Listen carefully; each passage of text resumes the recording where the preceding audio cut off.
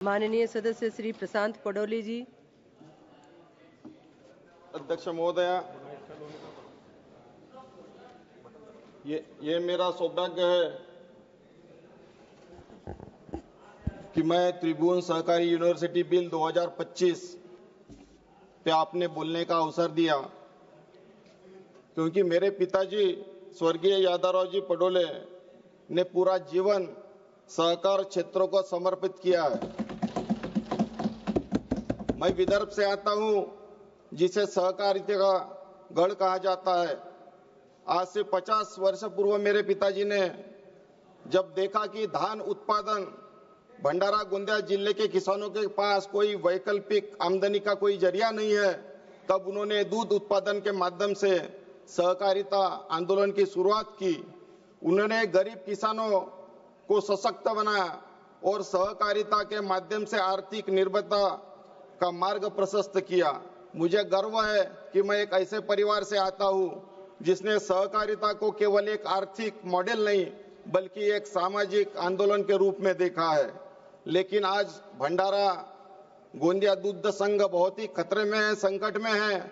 मैं सरकार से विनती करता हूं कि उनको वित्तीय सहायता दी जाए। यह आंदोलन अभाव और संघर्ष की पृष्ठभूमि में जन्मा है, जिसे वे लोग नहीं समझ सकते जो एसी के कमरे में बैठकर भव्य योजनाएं बनाते हैं। मेरे राज्य में सहकार कृषि समितियों के माध्यम से धान खरीदी होती है। सरकार ने लंबे समय से धान गोदाम के भाड़ों का भुगतान नहीं किया है। धान फसल निकलने के 6-7 महीने के बाद समर्थन मूल्य पर धान खरीदी की शुरुआत की जाती है। धान की वजन में जो गिरावट होती है उसके लिए सिर्फ आधा प्रतिशत दिया जाता है। धान के ढुलाई के लिए सबसे कम दर सिर्फ मेरे राज्य में दिया जाता है। हमारी सहकारी संस्थाएं किसान मजदूरों की आवाज ही रह गई है, लेकिन सरकार उन्हें अपने कठपुतली बनाना चाहती है। सहकारिता का मतलब मिलकर काम करना है, किसी समान लक्ष्य के लिए कई लोगों और संस्थाओं का साथ देना है। देश भर में लगभग 5 लाख सहकारी समितियां सक्रिय है, जिनमें करोड़ों लोगों को रोजगार मिल रहा है। ये समितियां समाज जीवन के अनेक क्षेत्रों में काम कर रही है, लेकिन कृषि, उर्वरक, दूध उत्पादन और बैंकिंग क्षेत्रों में इसकी भागीदारी सर्वाधिक है।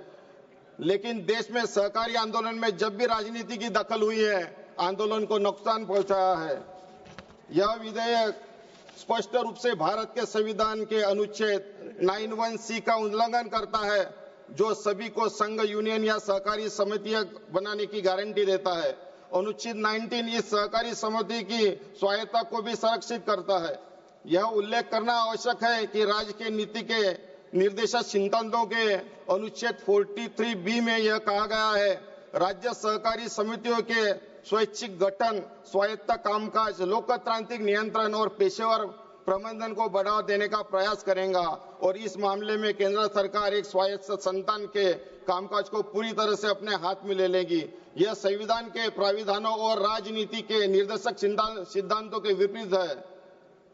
ये वे धारा 5 उपधारा 4 के तहत यह स्पष्टीकरण देना चाहते हैं कि स्वायत्तता की रक्षा की जाएगी, जबकि इस विधेयक का हर एक प्रावधान इरमा की स्वायत्तता छीनने का एक प्रयास है।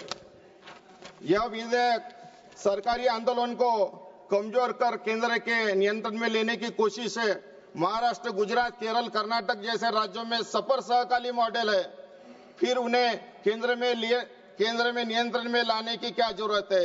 असली मंशा सहकारिता के नाम पे कारपोरेट्स और पूंजीपतियों को लाभ पहुंचाने की है।